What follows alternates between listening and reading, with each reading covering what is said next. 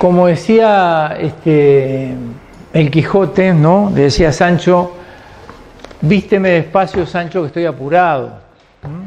Entonces, para empezar, yo les traje un cuento para leer, un cuento de Bertolt Brecht, para romper el hielo, ¿verdad? Capaz que hoy o mañana ustedes lo pueden volver a visitar. El cuento se llama Si los tiburones fueran hombres. No sé si lo conocen. Es breve. Bueno, ahí está. Voy a empezar a leer yo y después vamos leyendo entre todos. Si los tiburones fueran hombres, preguntó al señor K, la hija pequeña de su patrona, ¿se portarían mejor con los pececitos? Le pido a la colega que siga leyendo. ¿Se anima? Así respondió el señor K. Si los tiburones fueran hombres, harían construir el mar cajas enormes para los pececitos, con toda la clase de alimentos en su interior. Tanto las plantas como materias animales se preocuparían de que las cajas tuvieran siempre agua fresca y adoptarían todo tipo de medidas sanitarias. Si, por ejemplo, un pececito se lastimase una aleta, enseguida se levantarían de modo... Se vendarían de modo que el pececito no se les muriera prematuramente a los tiburones. Para que los pececitos no se pusieran tristes, habría de cuando en cuando grandes fiestas acuáticas, pues los pececitos alegres tienen mejor sabor que los tristes. También habría escuelas en el interior de las cajas. En esas escuelas se enseñaría a los pececitos a entrar en las fauces de los tiburones. Estos necesitarían tener nociones de geografía para mejor localizar a los grandes tiburones que andan por ahí holgazaneando. Bien. Lo principal sería, naturalmente, la formación moral de los pececitos. Sigue la compañera. Se les enseñaría que no hay nada más grande ni nada más hermoso para un pececito que sacrificarse con alegría. También se les enseñaría a tener fe a los tiburones y a creerles cuando les dijesen que ellos ya se ocupan de forjarles un hermoso porvenir. Se les daría a entender que ese porvenir que se les auguraba solo estaría asegurado si aprendían a obedecer. Los pececillos deberían guardarse bien de las bajas pasiones, así como de cualquier inclinación materialista, egoísta o marxista. La compañera. No tengo. Si alguna inclinación materialista, egoísta o marxista, si algún pececillo mostrase semejantes tendencias, sus compañeros deberían comunicarlo inmediatamente a los tiburones. Si los tiburones fueran hombres, serían naturalmente la guerra entre sí para conquistar cajas y pececillos ajenos. Sigue la compañera.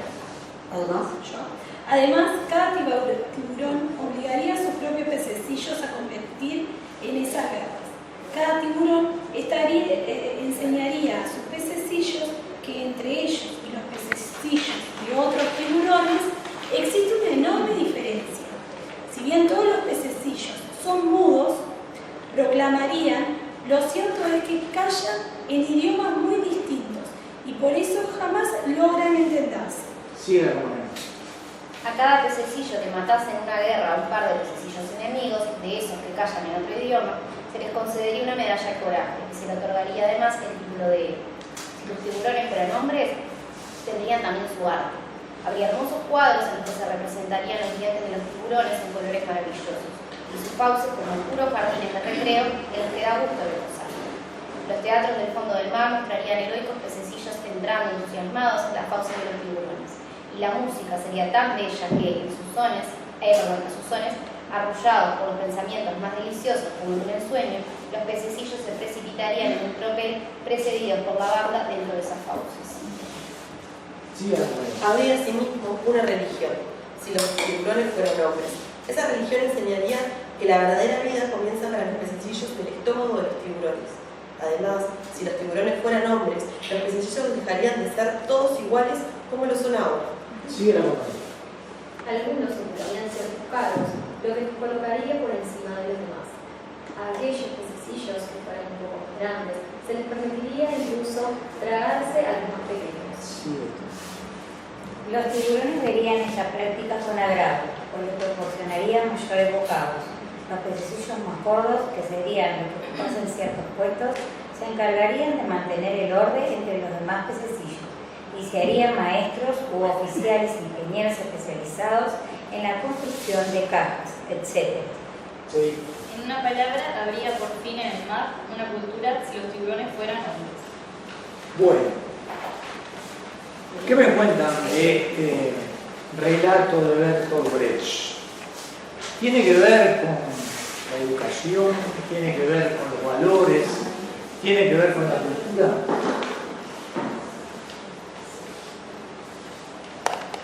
Es una alegoría, ¿no? Que la educación legitima todos esos valores. ¿Que la educación, perdón? Legitima y hace como natural las desigualdades, o sea, desigualdades, valores, Bien. subjetividades, construye subjetividad.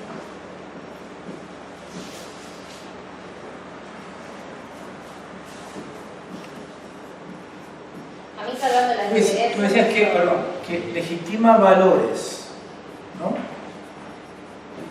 Y hablaste también de desigualdades, ¿no? Sí. A mí salvando las diferencias me hizo acordar la rebelión en la granja, cómo cambian, sí, cómo cambian de actitud los chanchos cuando acceden al poder, ¿no? O sea que acá también hay una cuestión que tiene que ver con las relaciones de poder. Están los fuertes y están los débiles, ¿no? ¿Y qué hacen los fuertes? En este caso los fuertes, ¿quiénes son? Tiburones, obviamente, son los que construyen las cajas, los que encierran los pececitos, los que diseñan determinados dispositivos y además todo eso se complementa con una cierta formación, ¿no? ¿Qué cosas se les dan a los pececillos para que se sientan contentos? Premios, como premios. Se le Es como dan... un adoctrinamiento. Ahí está, hay un cierto adoctrinamiento. Dice, lo principal sería naturalmente la formación moral de los pececitos, ¿no? O sea, a través de este dispositivo se le transmiten determinados valores, ¿no? En función de los cuales esos pececitos van a operar en la sociedad en la que viven, ¿no? E incluso se pueden llegar, dice, a generar guerras, ¿no? O sea, cada tiburón va a tener un ejército de pececitos que lo va a defender, ¿no? Y que de alguna manera va a tratar de estar en contra de los otros, ¿no? Para mí es muy irónico también. Es muy irónico. Porque empieza a darse los tiburones fueran hombres y dice, se portarían mejor con los pececitos, como si hubiera alguna intencionalidad malévola en los tiburones por comerse pececitos, cuando en realidad los que tenemos intencionalidades malévolas y cínicas y retorcidas somos los seres humanos, creamos todos estos sistemas retorcidos de manera de controlar mucho más indirectos. O sea, los tiburones es simplemente un depredador que come pececitos, no es que tenga una intención de hacer daño ni de... Entonces me parece que, bueno, Brecht aparte es genial. Como que hace en poquitas palabras, le pone como en retrospectiva la humanidad en sí, todo lo que hacemos como seres humanos. Exactamente. Imitarían el comportamiento de los seres humanos. Y entonces, a esos pececillos les inculcarían determinados valores, los enfrentarían unos con otros, los iniciarían también en algo muy importante, que tiene que ver con la educación y con la escuela. Habla ahí de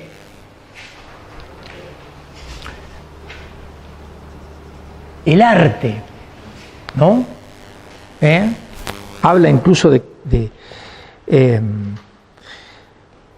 si los tiburones fueran hombres, tendrían también su arte. Harían hermosos cuadros en los que se representarían los dientes de los tiburones, que son los que van a masticarse a los pececitos. O sea que también va a haber un arte que va a estar al servicio de esa situación de dominación, de ese objetivo final que es que esos pececitos vayan a parar al estómago de los tiburones, ¿verdad? Y además... Y contentos, exactamente. Y además de eso, también se habla de otro fenómeno que tiene que ver con la espiritualidad. Una religión, ¿verdad? Exacto. Tendrían que creer, O sea, persuadirlos a través de la fe, a través de la creencia. Entonces, con estos pececillos o pececitos, ¿verdad?, se podría hacer una gigantesca manipulación que pasa, como decían ustedes, por el tema de los valores, que pasa por el tema de el arte, que pasa por el tema de la espiritualidad, de la religiosidad, y que en definitiva tiene como objetivo final, ¿cuál?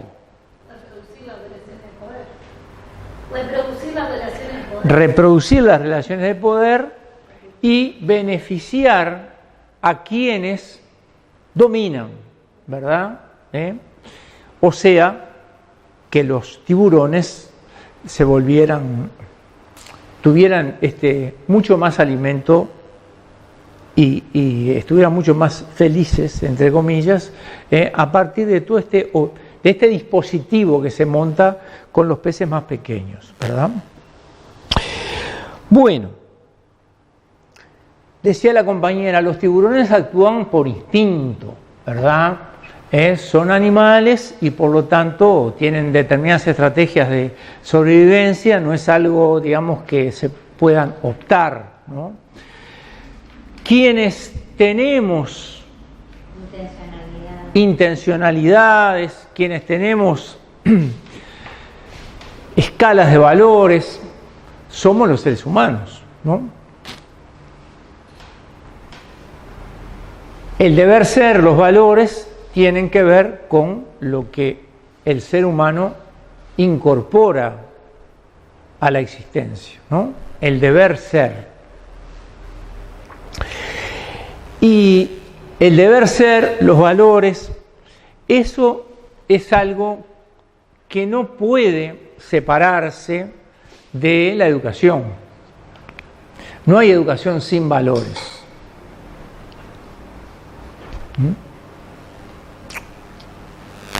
La educación sin valores no existe porque la educación implica que un individuo se transforme en una persona, ¿verdad?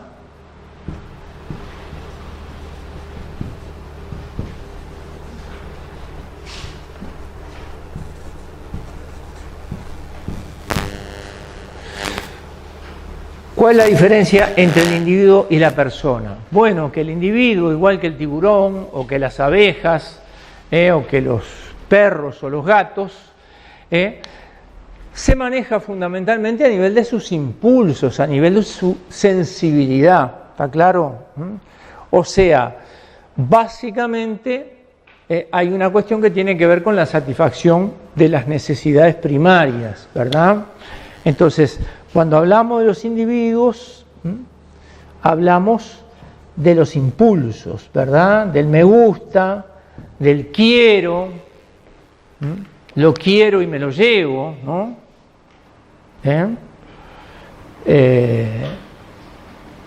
Y esto se parece bastante a algo que ustedes seguramente estén asociando en este momento, ¿verdad? Que es, ¿qué cosa? Lo quiero y me lo llevo. Llévelo ya. No espere. ¿Con qué tiene que ver eso? Con el consumismo, ¿verdad? Porque la sociedad en la que vivimos incentiva fundamentalmente el consumismo, ¿verdad? ¿Y el consumismo a qué apela? Apela digamos, a lo primario en el sujeto, a la búsqueda de la satisfacción inmediata, la raspadita, ¿no? Ahora cualquiera puede ir al kiosco de la esquina y raspar un cartoncito para ver si ganó algo. Es la inmediatez, lo que Bauman llama el síndrome de la impaciencia, la imposibilidad de esperar, ¿no? Los impulsos tienen que ver con la satisfacción de nuestras necesidades, ¿verdad? Hay impulsos que son aquello que nosotros debemos satisfacer para poder vivir, ¿no es cierto? Entonces,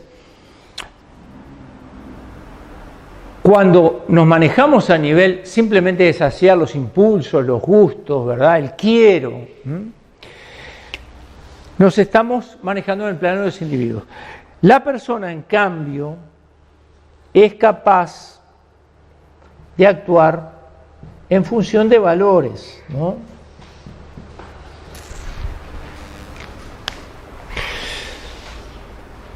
Por ejemplo, el respeto, ¿no es cierto?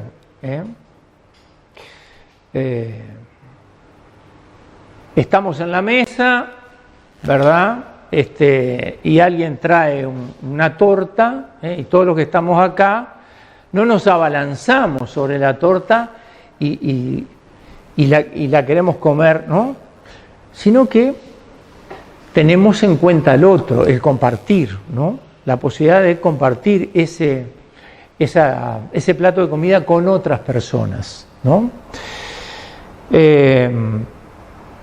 Los valores tienen que ver con eso, con que existe el otro, con la otredad, ¿no? ¿Verdad? Cuando yo me manejo con valores, tengo en cuenta al otro, ¿no? Es el amor, ¿no? Un sentimiento, ¿verdad? Pero uno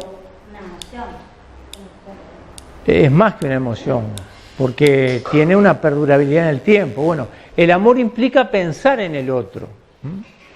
No solamente desear al otro, sino también pensar en el otro. Por algo, hay quien dice que el amor es pensar en el otro, en el objeto de mi amor. ¿Está claro?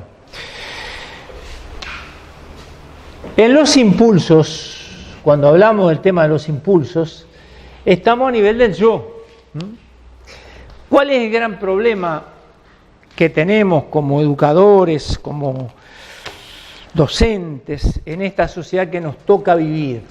Bueno, que en esta sociedad todo este asunto de los valores, del respeto del otro, de los espacios compartidos, de proyectos en común, del compromiso, ¿verdad?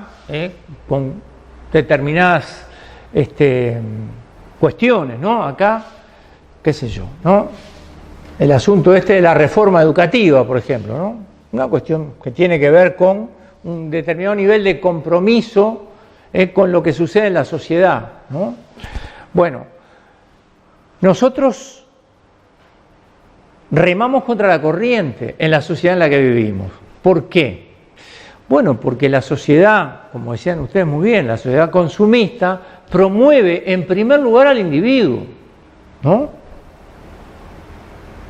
¿A quién se dirige la propaganda? Y bueno, se dirige al individuo. Se trata de que el individuo consuma, satisfaga las necesidades que tiene y otras más que se le suman y piense en él, en su satisfacción individual o personal. ¿Estamos de acuerdo? O sea, se promueve al yo. ¿Qué es lo que nosotros intentamos a nivel de la educación? Nosotros intentamos otra cosa, ¿verdad? Intentamos la formación moral, la formación en valores. ¿Para qué? Bueno, por un lado, para formar personas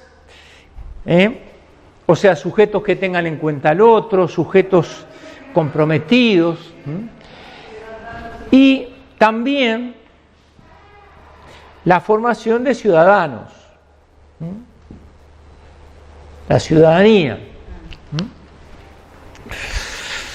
Eso es lo que nosotros pretendemos. Ahora, no es fácil, no es fácil.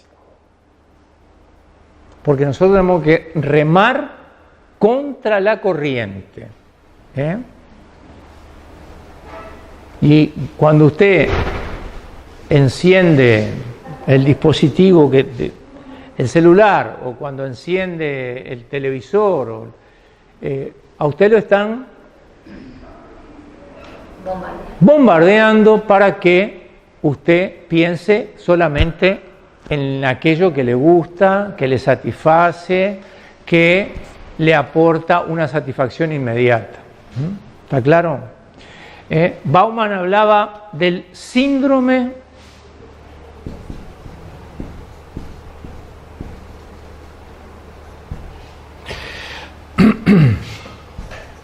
de la impaciencia.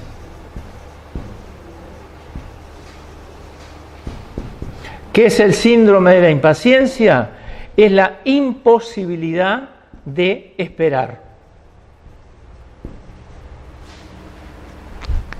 Lo quiero y me lo llevo. Eso dice la propaganda. Usted vaya y le damos, quiere el préstamo, se lo damos inmediatamente, a sola firma. Va y se lo lleva. Síndrome de la impaciencia.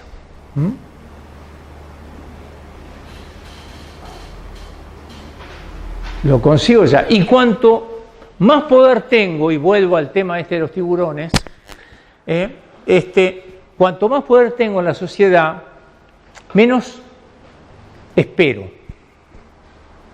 Porque aquellos que están más alto en la escala social son los que esperan menos, los que tienen más posibilidades de satisfacer y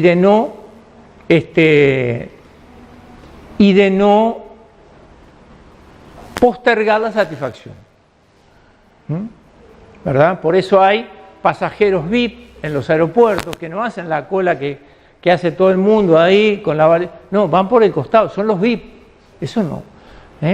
Bueno, eso tiene que ver con determinado estatus social que se da en determinados sectores de la sociedad. Bueno, y nosotros desde la escuela, desde el liceo, desde la formación docente, apuntamos en otra dirección, ¿verdad?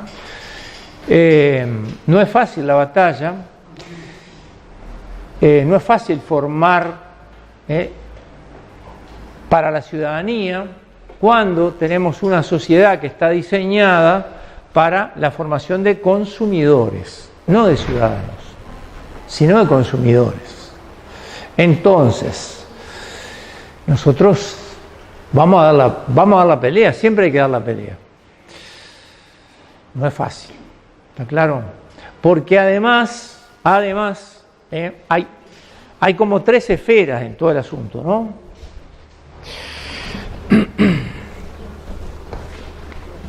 Hay 3 instituciones, de alguna manera, que deberían estar en sintonía, ¿no? ¿De dónde viene el niño?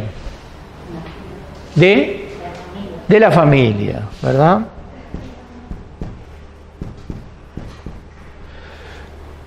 En determinado momento de su desarrollo se incorpora a la educación formal, ¿no? La escuela.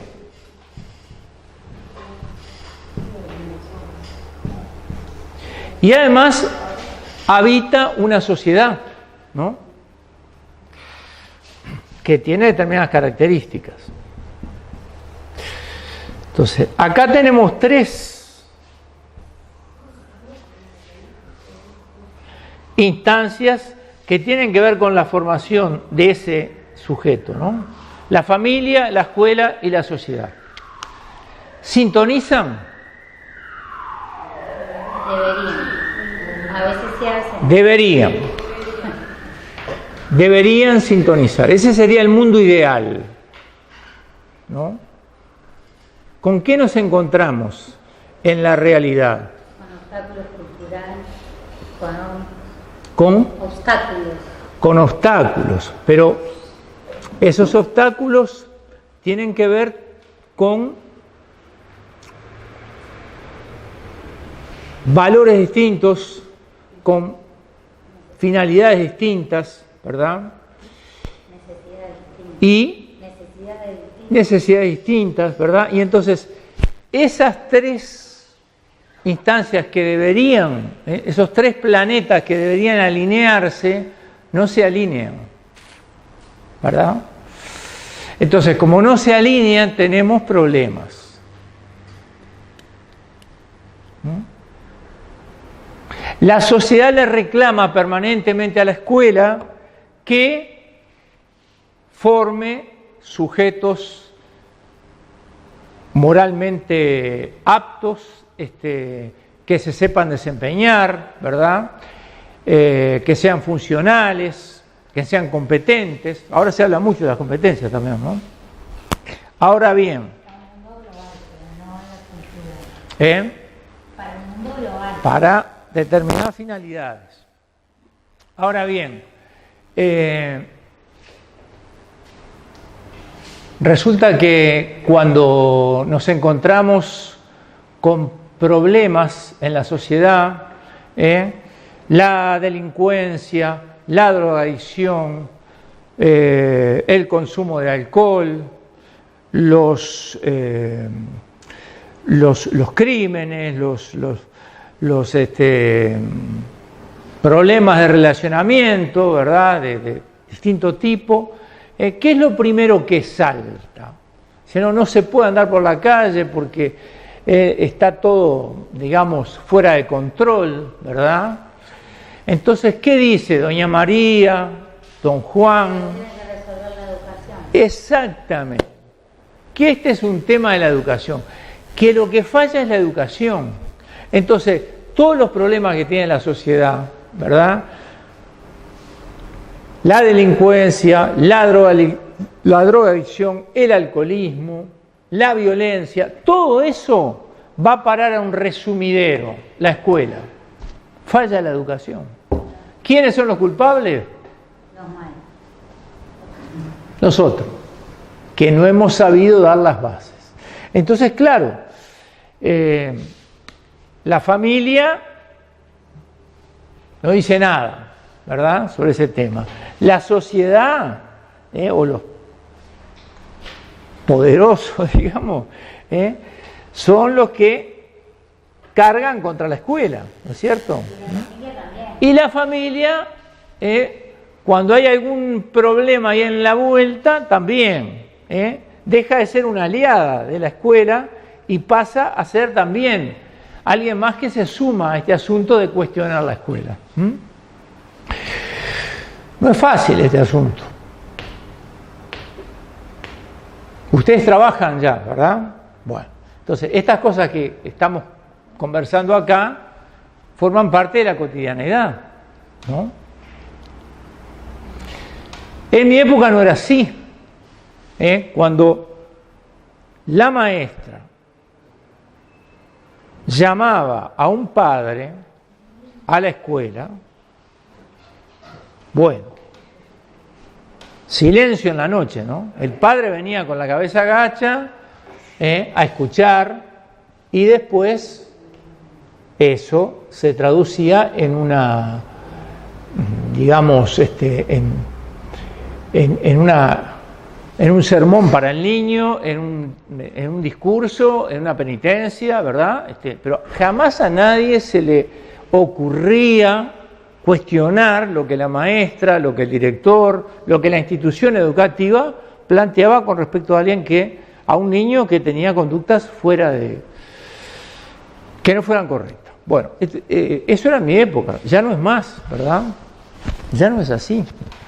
Hoy día, lamentablemente, la situación no es así. Y entonces nosotros tenemos que dar una pelea, vuelvo a decir, desigual, ¿verdad? La escuela, la institución educativa. Una pelea, ¿por qué? Y bueno, una pelea por valores, ¿no?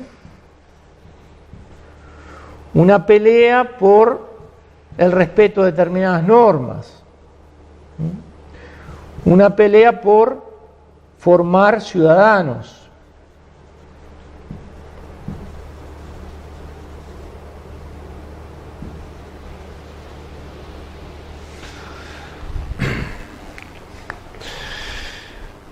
Una pelea en última instancia por formar personas, ¿verdad? Y vuelvo a decir lo que dije hace un rato, esta pelea es difícil, es desigual. ¿No hay que darla? Sí, hay que darla, ¿verdad? Hay que darla, porque buena parte de lo que sucede en las aulas tiene que ver con la situación de deterioro social en la que se vive. O sea que en la escuela se reflejan los problemas de la sociedad. ¿La escuela puede resolverlo todo? No. En todo caso, la escuela puede dar algunos elementos como para tratar de elevar la mira, ¿verdad? De que esos seres que transitan por la institución se vayan con algún elemento, con algunos valores, con algunas pautas de comportamiento, con la posibilidad de interiorizar que hay límites, ¿no? Lo que pasa es que hay un corrimiento. En realidad en la escuela se tendría que como profundizar algunos valores que ya tendrían que venir desde la familia. Bueno, pero no bien. No bien. Faltó con aviso. Faltó con aviso. Ese es un tema, ¿verdad? No es fácil, ¿verdad? Una cosa es el discurso, digamos, ¿verdad? La cuestión, digamos, teórica, las finalidades, los fines de la educación, y otra cosa son las dificultades concretas con las que nos encontramos en el ejercicio de la profesión, ¿verdad? Pero yo creo que nosotros tenemos que dar esas batallas. Creo que esa es la función, ¿verdad?, de la escuela, pelear por la formación de las personas, por la formación de los ciudadanos, ¿verdad?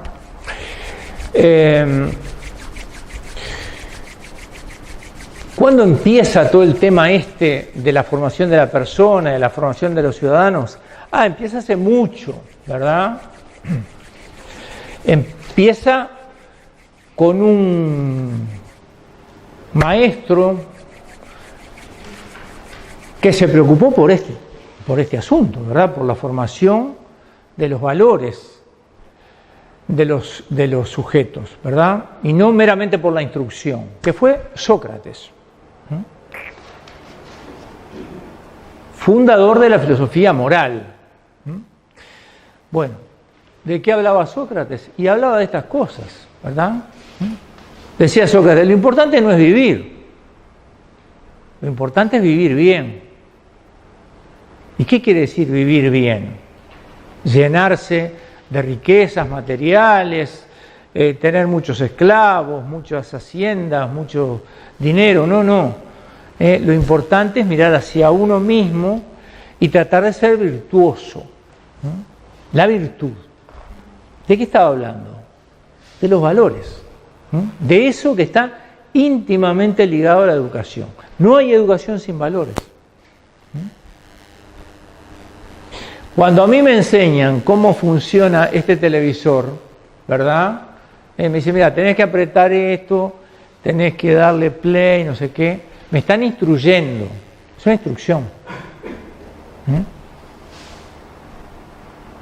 No es un acto educativo, porque el acto educativo está impregnado de valores. El acto educativo tiene como finalidad última, ¿verdad?, la puesta en consideración de los valores, porque nosotros tampoco vamos a adoctrinar, ¿no? Vamos a decir, estos son los valores. aprendan esto. No. El tema de los valores es poner en contacto al niño, al educando, con una realidad que es la realidad de los valores. Entonces, la educación no puede darse al margen de los valores. Cuando hablamos de educación en valores, ¿verdad? Porque los seres humanos somos seres que permanentemente estamos en contacto con otros, estamos vinculados con otros. Nadie se educa solo, nadie aprende solo, ¿no? Aprendemos con otros, en la interacción con los otros seres humanos. Y de esto, entonces, deberíamos tenerlo presente siempre a la hora de hablar de la formación y de la educación. El primer punto que ustedes tenían allí era el tema del pensamiento crítico, ¿no? Había una frase muy escuchada en Magisterio: la formación de alumnos, ¿cómo era? Reflexivos y críticos. Bueno, están los fines de la educación del programa anterior. Ahí está. Bueno, eso se repetía mucho, era como... Bueno, hay un filósofo argentino, José Pablo Feynman, que dice que todo pensamiento es pensamiento crítico. Todo aquel que piensa tiene un pensamiento crítico. No hay pensamiento que no sea crítico, ¿verdad? Vamos a hablar entonces de este asunto del pensamiento y del pensamiento crítico, del cual tantas veces se ha hablado, ¿verdad? Y vamos a tomar un material de otro filósofo argentino, Jaime Barilco. Bueno, acá se empieza a hablar de un postulado de la escuela activa que tiene que ver con, dice él, con el pensamiento autónomo, ¿no? Y hablando de la escuela activa del siglo XX, dice Jaime Barilco, se parte del falso postulado según el cual el alumno debe aprender solo. Él solo debe pensar y nosotros lo que tenemos que hacer es ayudarlo. Ese postulado del pensamiento autónomo, símbolo del cambio de los tiempos y de nuestro enorme respeto por la libertad de los niños y su crecimiento natural, es falso. Ese postulado del pensamiento autónomo, símbolo del cambio de los tiempos y de nuestro enorme respeto por la libertad de los niños, es falso. Porque pensar es un acto que se ejerce con materias primas previamente establecidas. ¿Qué quiere decir esto? Que no se puede pensar a partir de la nada. Que para poder pensar, para poder tener un pensamiento crítico, tiene que haber contenidos, tiene que haber una materia prima sobre la cual pensar. Que proveen de elementos, de contenidos, de situaciones que han de relacionarse, fusionarse, rechazarse, excluirse y ordenarse en nuevas tramas conectivas con el pensamiento que los pone en marcha. Esa materia prima. Pensar es contrastar. Hay que tener con qué contrastar. Pensar es elegir. Hay que tener que elegir, o sea, alternativas. Pensar es valorar, hay que tener opciones para estar a favor de unas y en contra de otras, ¿no? Estoy en contra de la reforma y estoy a favor de otro proyecto, ¿no? Valoro negativamente algo y positivamente otra cosa. Pero tengo que tener esos elementos previos para poder valorar. Pensar es elaborar, pero ¿elaborar qué? Dice. El que nada tiene adentro, nada puede digerir, ni elaborar, ni procesar. O sea que para poder elaborar hay que tener algo, ¿no? Este siglo, habla del siglo XX, el de la liberación y de la autonomía del niño, del joven, ha pensado que se puede pensar a partir de la nada. O sea que el niño solo, apelando a sus recursos, va a llegar a un pensamiento creativo. También para pensar se necesita una serie de ejemplos previos de pensamiento que no los puedo inventar y que ya fueron inventados y que están representados por Sócrates, por Arquímedes, por Toynbee, por Américo Castro. O sea, ya hubo otros que pensaron antes que nosotros. Ejemplos de pensamiento que no los voy a reinventar yo, los tengo que conocer. Nadie puede estar en desacuerdo con el sujeto, con el predicado, pero sí puede, como lo hago yo, después de saberse la gramática y sus bases latinas y las otras griegas, pegar el grito y decir: no le veo a esto utilidad alguna en la educación de niños menores de 13 y 14 años, ya que estos temas son de honda concatenación lógica, y esa concatenación solo a esas edades puede ser captada, y antes es mera repetición sin sentido. También podría atreverme a decir: el estudio de la gramática, que no trae aplicaciones prácticas evidentes e inmediatas en la vida social, debe ser optativo únicamente para aquellos alumnos que disfruten de esa materia y que la elijan por el gusto y refinamiento intelectual que les proporciona. Idéntica postura adoptaría yo frente a todo el universo de las asignaturas. Pero que el alumno decida qué le gusta, qué no le gusta, eso no es pensar.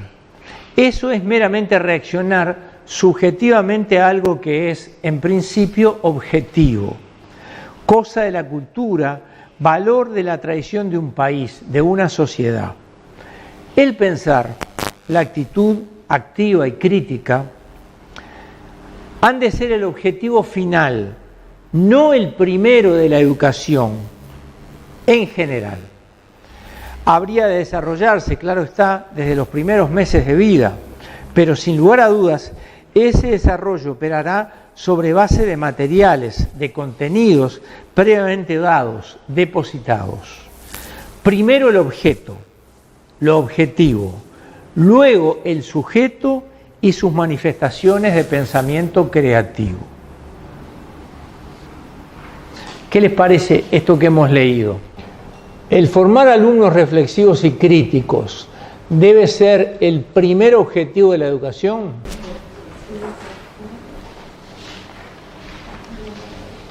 Las escucho, colegas.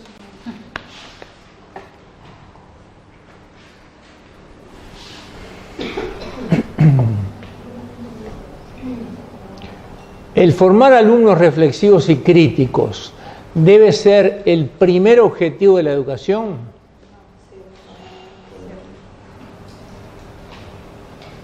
No, sí, está como que está. ¿Cómo? Es el primer fin de la educación que tenemos actualmente. Bueno, ¿qué plantea el autor? Plantea lo contrario, ¿verdad? Plantea, como dice aquí, Lo plantea desde ¿Cómo? También lo plantea desde el niño solo. Dice que primero hay que darle contenido para después hacerlo criticado. Desde el niño, y si se parte del postulado de que el niño puede aprender solo, ¿verdad? Y que solo por sí mismo puede llegar, que nosotros solo lo ayudamos, pero que es el niño el que hace el camino, él dice, eso es falso, ¿verdad? Eso es falso. La educación, nos guste o no nos guste, en primer lugar, tiene una finalidad cultural. ¿Qué es lo que hace el niño cuando va a la escuela? Se relaciona con otros niños. Y aprende la cultura, ¿verdad? Aprende a leer, a escribir y a hacer cuentas, básicamente. En este momento no me acuerdo del autor, pero habla desde que nosotros docentes somos el andamio, que le damos la base, o sea, bien sostenida, y luego de ahí es que formamos al niño. ¿No le parece un poco omnipotente eso de formar al niño? Es un poco omnipotente. Vamos dándole bases a que después, o sea, o sea, como que yo porque ejemplo, formar, póngale, pasado mañana voy al concurso, no voy a escribir lo que usted está diciendo, digo, voy a tener otra visión quizá, porque en realidad base a lo que ya traigo y lo que voy a analizar. Y después, obviamente, voy a analizarlo, voy a pensarlo y voy a entrar en acuerdo o desacuerdo. pero tiene que haber fundamentos, tiene que haber contenidos, tiene que haber algo objetivo, sobre lo cual después, en una segunda instancia, se va a desarrollar el pensamiento creativo. Porque la escuela no es solamente repetir, la educación no es solamente hacer, digamos, incorporar una cultura, pero esa es la base, ¿no? Como dice acá, está el sujeto y el predicado, ¿verdad? Dice, nadie puede estar en desacuerdo con el sujeto y con el predicado, porque son las bases sintácticas, ¿verdad?, del lenguaje. Entonces, y son contenidos. Ahora bien, después podemos llegar a cuestionar o a pensar en la utilidad, como dice ahí, de que determinados contenidos en determinada etapa del desarrollo sean pertinentes o no, ¿verdad? Eso es lo que luego podemos valorar. Pero la educación tiene que ver, vuelvo a decir, en primera instancia con una operación cultural, ¿verdad? Eso en primera instancia. Luego hay una segunda instancia, una segunda etapa, si ustedes quieren, en la cual se apela justamente a esto del pensamiento crítico, el pensamiento creativo, en hacer que el sujeto pueda desarrollar sus potencialidades, ¿verdad? Que a partir de esos elementos que nosotros brindamos pueda ir más allá de, ¿no? Porque si no, la educación se agotaría meramente en repetir cosas, ¿no? Seríamos meramente repetidores de una cultura que a su vez se va modificando, ¿no? Hoy acá, usted, ¿quién fue la que arregló el televisor? Bueno, eso tiene que ver con que también la sociedad se modifica y por lo tanto las habilidades y los conocimientos van siendo diferentes. Como hablamos de las normas. ¿Cómo el qué? Como hablamos de los valores, ¿no? Las normas, los valores. En la escuela, el pensamiento crítico de naturalizar algunas y cuestionarnos y repensar nuestras acciones. colectivo con los niños. Y eso sería un pensamiento crítico, digo. Y un pensamiento tradicional sería seguir haciendo siempre lo mismo. Exactamente. No obstante lo cual, vean lo que dice este autor acerca de que no puede haber un pensamiento en base a la nada. O sea, tiene que haber contenidos, tiene que haber objetos, tiene que haber un objeto de la crítica, ¿no? Algo que criticar para el desarrollo de ese pensamiento crítico, de ese pensamiento creativo. Que sería la etapa superior, digamos, ¿no? Hay una primera etapa en la cual el niño se incorpora a la cultura, a los valores, a los conocimientos, a lo que tiene que ver con la socialización, ¿verdad? Todo eso que se incorpora a partir de su pasaje por la escuela. Y luego el desarrollo del pensamiento crítico, del pensamiento creativo en una etapa posterior. Sí. ¿Y cómo vimos la transdisciplinariedad, interdisciplinariedad con el pensamiento crítico? ¿No? Bueno, ¿con qué tiene que ver eso? Eso tiene que ver con las distintas disciplinas que el maestro tiene que desarrollar, ¿verdad? Tiene que enseñar. Posicionado en distintos lugares, ¿no? ¿Cómo? Posicionado desde distintos lugares. A ver, ¿qué quiere decir eso? De distintas disciplinas. Exactamente, de distintas disciplinas, ¿verdad? Ahora bien, hay una cosa interesante acá, que es, los docentes no elaboramos el conocimiento, ¿no? En general el conocimiento ya viene... Bueno, la idea de un docente profesional que elabore conocimiento, pero no en este sentido. Pero lo que nosotros hacemos es la transposición didáctica de un conocimiento que tiene otra fuente, ¿no? La academia, la facultad de ciencias, ¿no?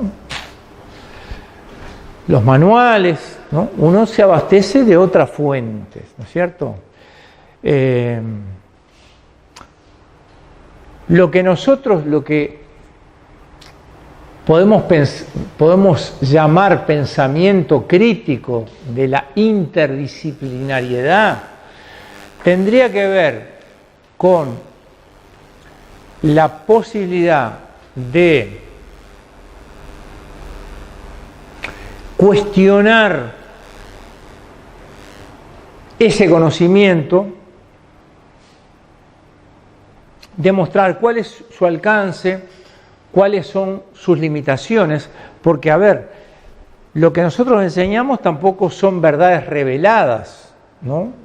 O sea, el conocimiento científico también es un conocimiento que tiene, si ustedes quieren, fecha de vencimiento, ¿verdad? O sea, la ciencia no son verdades reveladas, son conocimientos disponibles que tienen un marco histórico, un marco social en el cual funcionan.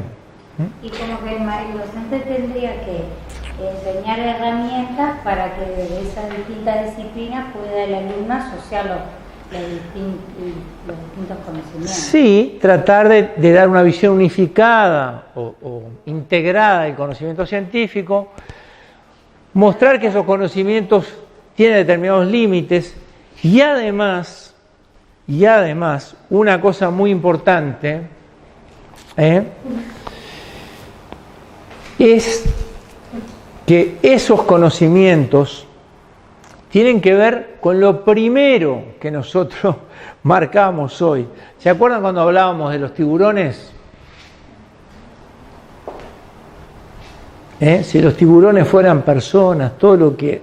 Bueno, hay un pensador muy importante que se llama Foucault, seguramente lo habrán estudiado en el instituto, ¿no? Bueno, tiene una tesis que es la tesis del saber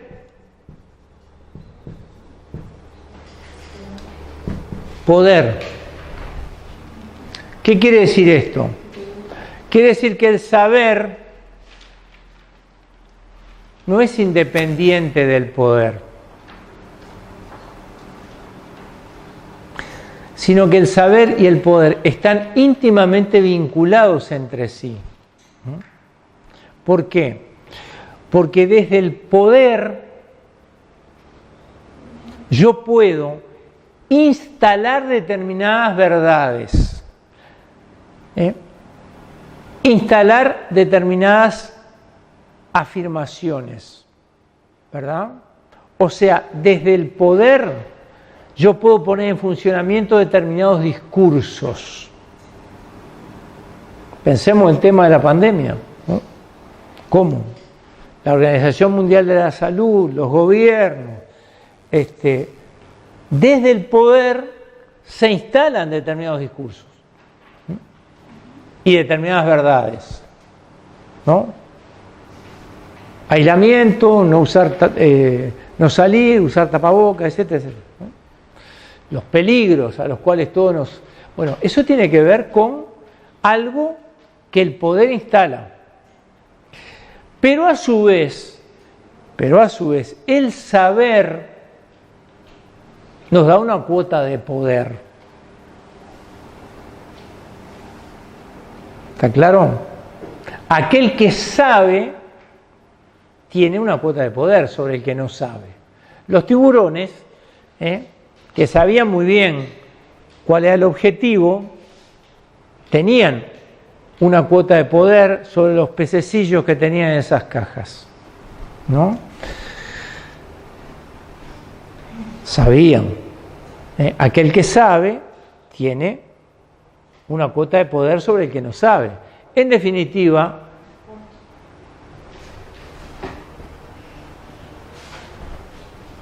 toda relación educativa es una relación de poder, ¿no?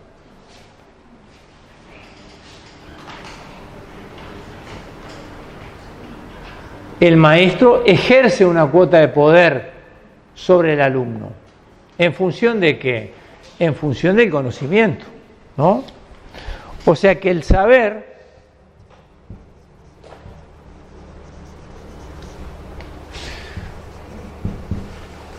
otorga poder. Y a su vez, el poder instala ciertas verdades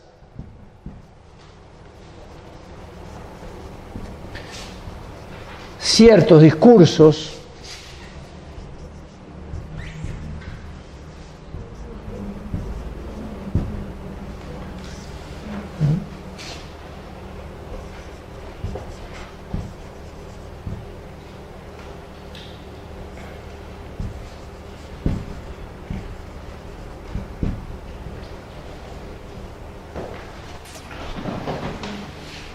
de allí entonces que se habla de esta tesis, la tesis del saber-poder. O sea, el saber y el poder no están separados, no es con la visión tradicional del científico, con el pelo alborotado, que trabajaba solo en un laboratorio. Eso no existe, ¿verdad? No existe más. Nadie que investiga en forma individual, se investiga en instituciones. Esas instituciones pueden ser públicas o privadas, pero está presente el poder. ¿Está claro? El saber otorga poder, y aquí vamos a lo que sucede en toda relación educativa, que en última instancia es una relación de poder. Y el poder, desde el poder, se instalan determinadas verdades, determinadas certezas y determinados discursos. Se instalan y después se desinstalan. ¿Está claro? Pero para poder instalar esas verdades hay que tener el poder.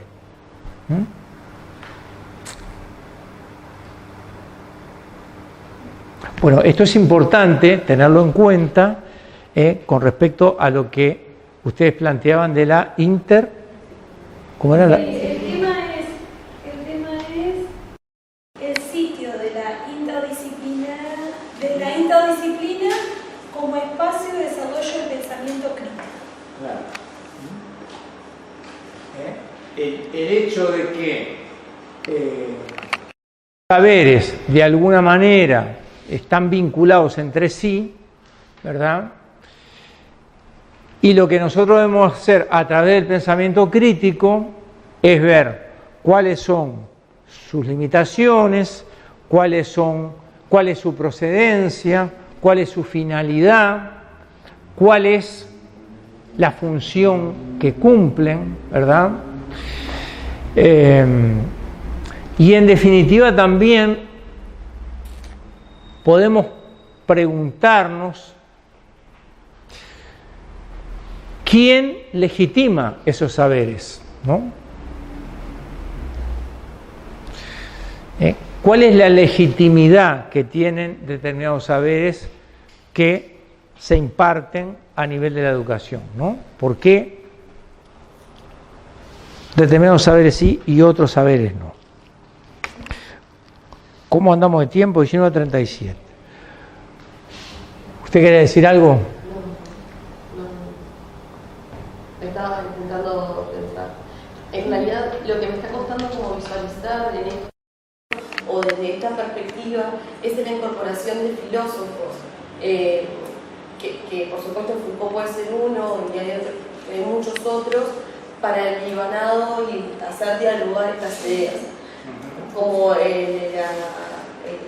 transdisciplinariedad, interdisciplinariedad y de el pensamiento crítico desde los pensadores filosóficos, que en realidad creo que el tema tiene como una premisa, que es lo que a mí me interpela. Si bien lo que tú traes es interesante porque propone como otra manera de pensar el pensamiento crítico, la redundancia, me parece que tiene una premisa que tiene que ver con concebir al pensamiento crítico como un posibilitador, más que como un posibilitador, más que al revés. Entonces, sí entiendo lo que proponen estos autores, me quedo como pensando cómo hilvanarlo para hacer la construcción del desarrollo del tema. Un autor que se ocupa de este tema también es Morin. Edgar Morin, ¿verdad? Que también tiene una visión crítica, porque Morin lo que plantea es Edgar Morin. Sí, que él propone eso de articular las ciencias y la dificultad que da. Ahí va, yo por ese lado lo veo que es lo que propone esto de problematizar el paradigma, de problematizar la articulación de los conceptos, problematizar la transdisciplinariedad en esa articulación de los saberes que predominan por los intereses que hay por detrás. Entonces, por ese lado me suena mucho más pensar en un pensamiento crítico,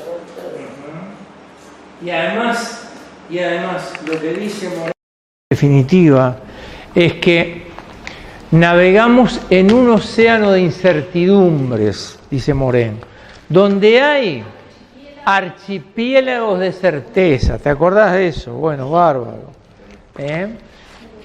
Eso tiene que ver también con el asunto de el ejercicio del pensamiento crítico, ¿verdad? Y de la interdisciplinariedad, porque en definitiva este asunto de la falta de certezas y de la puesta en cuestionamiento atraviesa a todos los saberes, ¿no?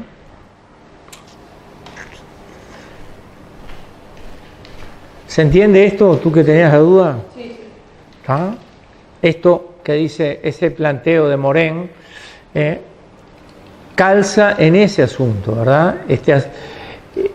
Esta actitud crítica con respecto a los conocimientos en general atraviesa a las distintas disciplinas, ¿verdad? Navegamos en un mar de incertidumbre donde hay archipiélagos de certeza. Creo que el libro de él, o el material se llama Los 7 saberes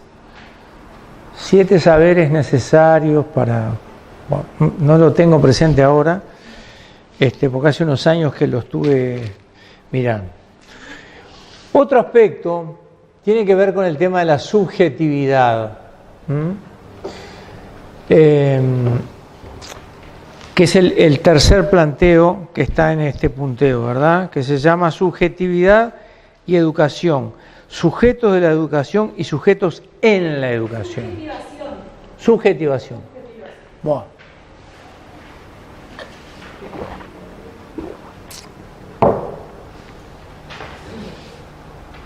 Bueno.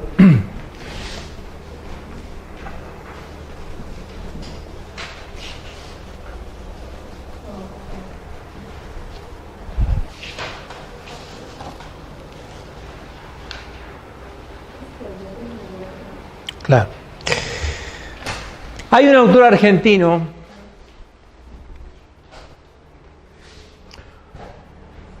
que yo le he nombrado, José Pablo Feynman, que habla del rescate de la subjetividad.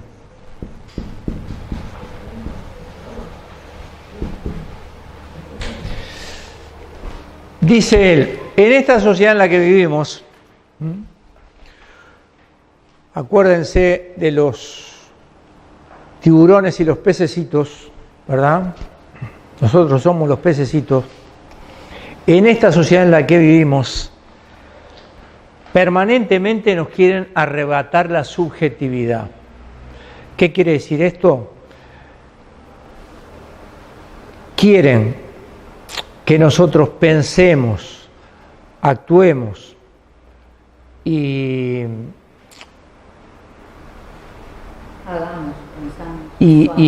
obremos, ¿verdad?, de acuerdo con los intereses dominantes. Entonces, en todo momento, en esta sociedad en la que vivimos, se nos trata de arrebatar la subjetividad.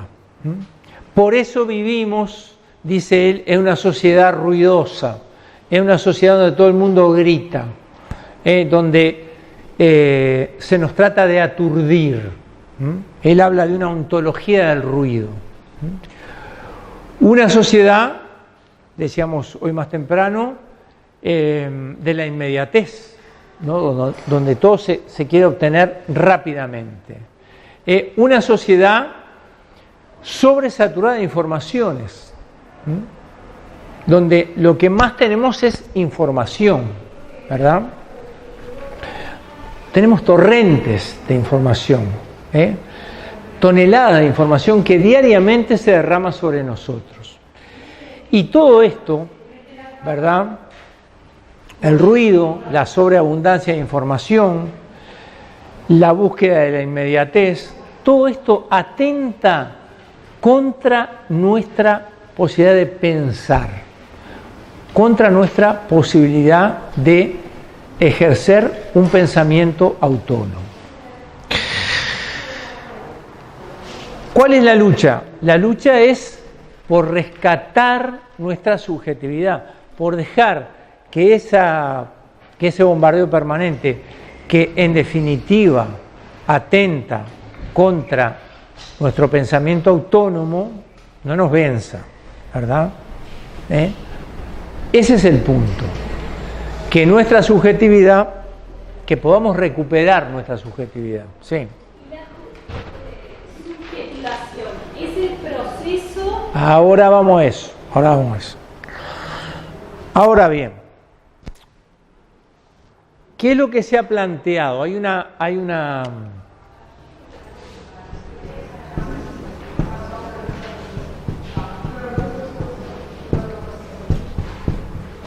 Hay una autora, Banyuls, que habla del proceso de subjetivación.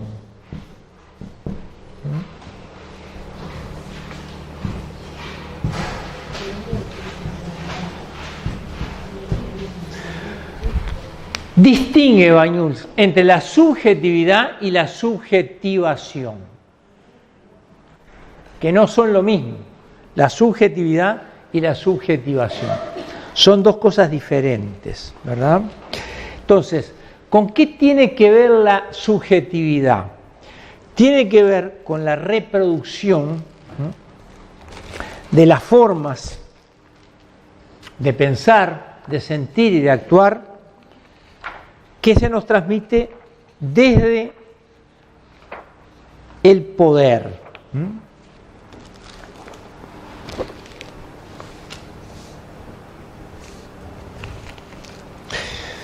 Dice Banyuls, hablando de la producción de subjetividad, este concepto refiere a los modos de hacer, sentir y pensar en una época, unos contextos determinados y con unas determinadas interacciones con el medio. Modos de hacer, sentir y pensar, hacer, sentir y pensar, que tienen que ver con una época y con unos contextos determinados. Debe entenderse como un mecanismo de reproducción de las pautas socioculturales hegemónicas. O sea, la subjetividad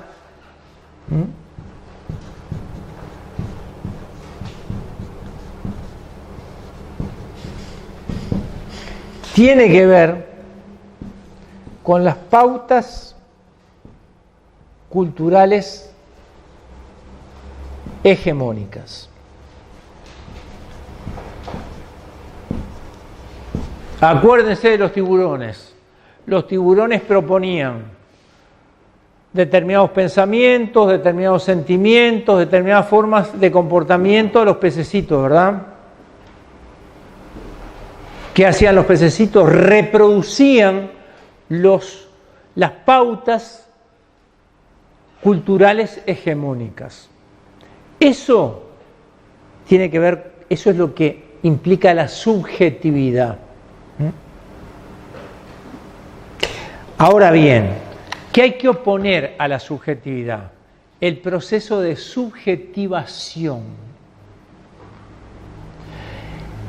que se sale de la mera repetición de estas pautas e implica una ruptura con las mismas.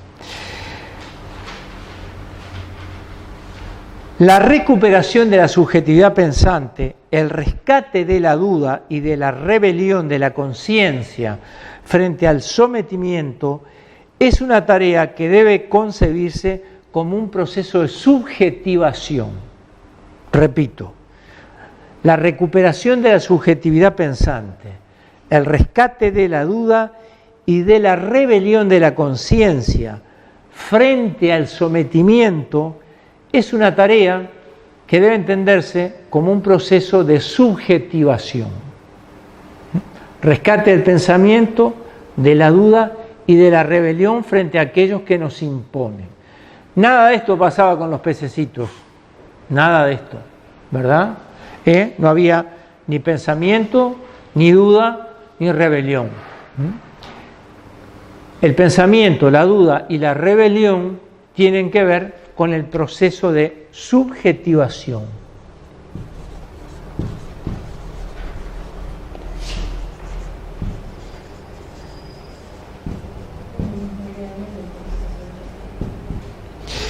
Y dice Banyuls, los procesos de subjetivación requieren del despliegue de los sujetos y o colectivos en autos y o colectivos de actos y movimientos de enunciación y apropiación de lugares singulares.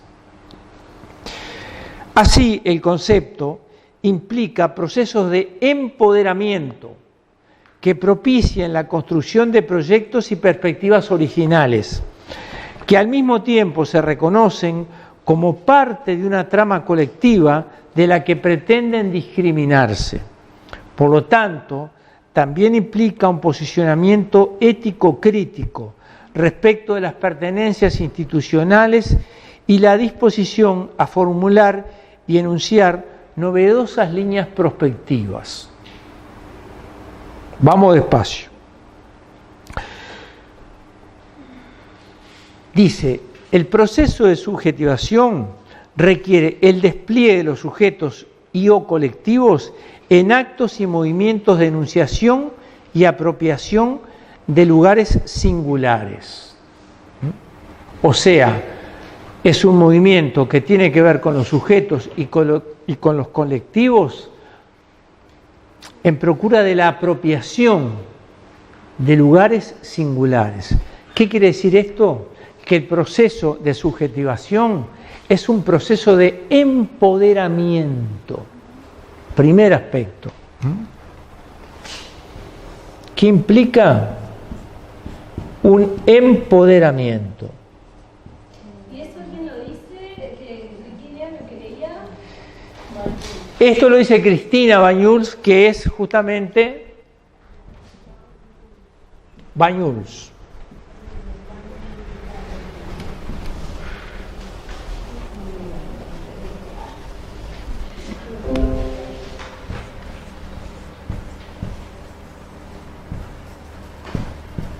Que es quien genera el concepto de subjetivación.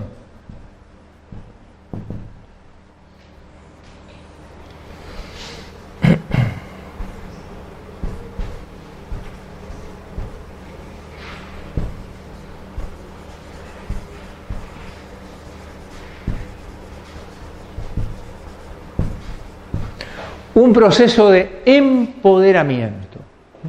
O sea que los sujetos y los colectivos hacen un movimiento para recuperar espacios propios.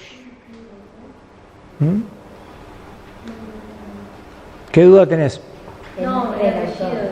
Cristina Banyuls.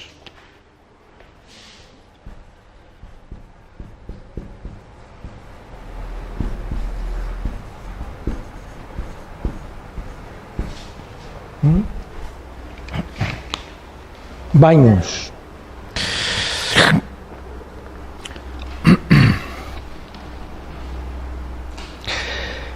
Procesos de empoderamiento que propician la construcción de proyectos y perspectivas originales.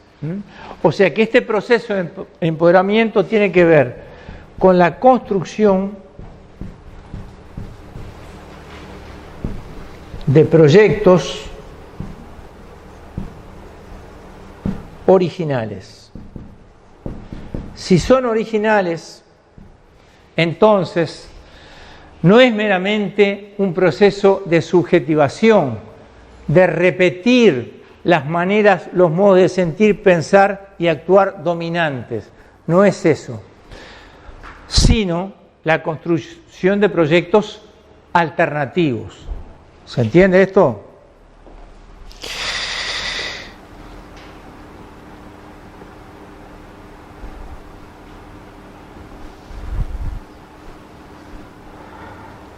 Que al mismo tiempo se reconocen como parte de una trama colectiva de la que pretenden discriminarse. O sea que estos proyectos tratan de discriminarse de lo que sería una trama colectiva. Dice, por tanto, también implica un posicionamiento ético crítico respecto de las pertenencias institucionales y la disposición a formular y enunciar novedosas líneas prospectivas. En segundo lugar, implica un posicionamiento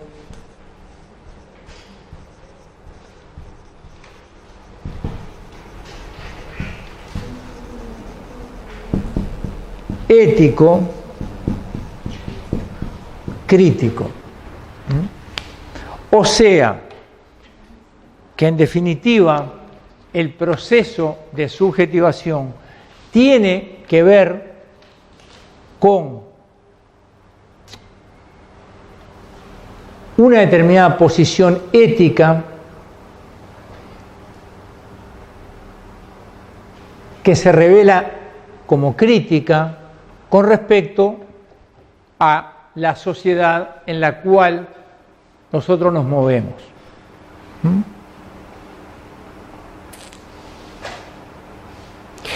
Entonces, este proceso, por un lado, se dice acá es un proceso de empoderamiento. Si es un proceso de empoderamiento, implica un cuestionamiento a las relaciones de poder vigentes. ¿Está claro? Porque si hay alguien que se empodera, es porque hay un poder que está en disputa, ¿no?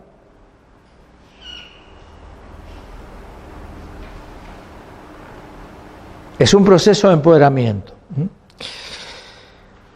Supone una disputa en torno al poder, una lucha en torno al poder.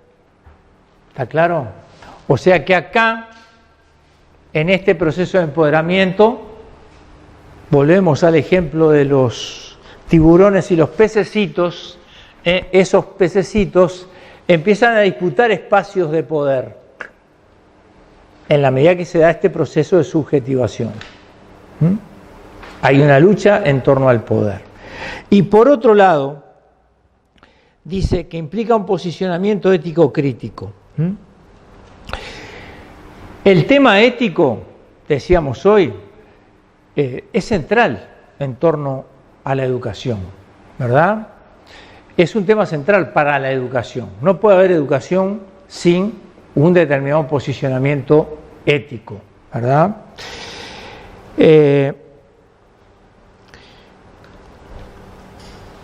¿Qué decimos? ¿Qué dice la autora? Dice que este proceso de subjetivación hace que los sujetos tomen posición. ¿Con respecto a qué? Bueno, con respecto a los valores y a las pautas de conducta establecidas. Un posicionamiento que va a ser crítico, que no va a ser el de plegarse a los modos de pensar, sentir y actuar dominantes, sino que va a ser un posicionamiento que cuestione esas formas de pensar, sentir y actuar dominantes, y que se pare críticamente frente al poder establecido. De allí entonces que este proceso de subjetivación es uno de los pilares a partir de los cuales debemos desarrollar la tarea educativa, apuntando no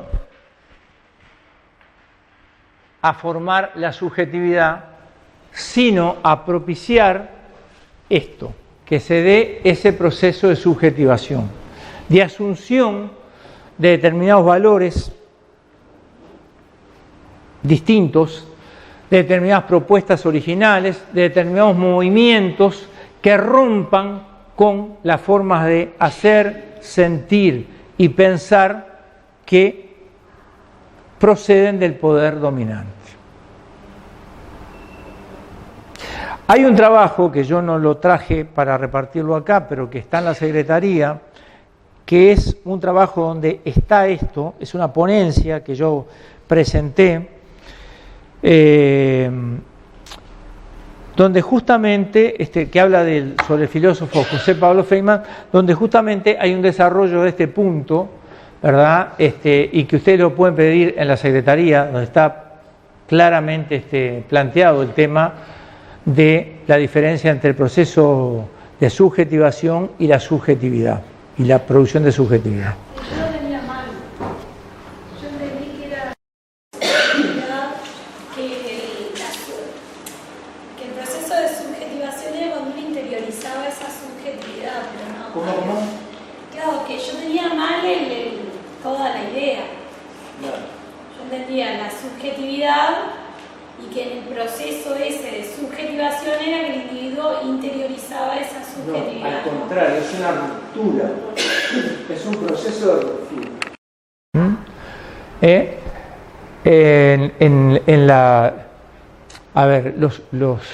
A través de los medios masivos de comunicación se genera subjetividad en la gente, ¿no? Hace que la gente piense, sienta y actúe de determinada manera, acorde a los intereses dominantes. Volvemos a los pececitos y los tiburones, ¿verdad? Bueno, este proceso implica una ruptura, ¿verdad?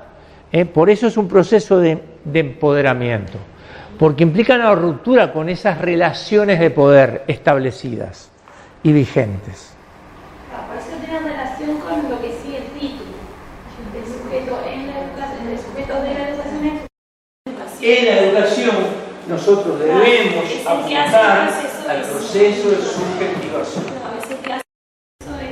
Exactamente. No debemos quedarnos meramente en la producción de subjetividad, porque ahí, y vuelvo a otros pasajes de la charla, ahí no vamos a tener ni pensamiento crítico, ni pensamiento original, ni vamos a tener un pensamiento emancipatorio.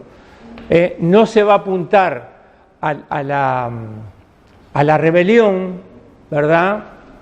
A la búsqueda de la libertad, sino meramente a la reproducción y por lo tanto al sometimiento, ¿no? O sea que acá se juegan dos instancias muy importantes. La subjetividad está asociada al sometimiento. El proceso de subjetivación está asociado a la ruptura y al empoderamiento de los sujetos, tanto en forma individual como en forma colectiva. ¿Está claro? Me queda una duda. El proceso de subjetivación, como un proceso de moldeamiento de la forma de pensar, sentir, actuar. ¿El proceso de qué? Como de moldeamiento de No, eso es el proceso de eso tiene que ver con la producción de subjetividad. Claro, yo lo tenía y yo tenía entendido como que eso es lo que se hacía en la escuela, como emancipar a ese niño, el pensamiento crítico vendría como acá, también un poco. No, porque si vos en la escuela meramente te quedás en el proceso de subjetividad, te leo lo que dice Bañuls, dice, este concepto refiere a los modos de hacer, sentir y pensar en una época, en unos contextos determinados y con interacciones con el medio.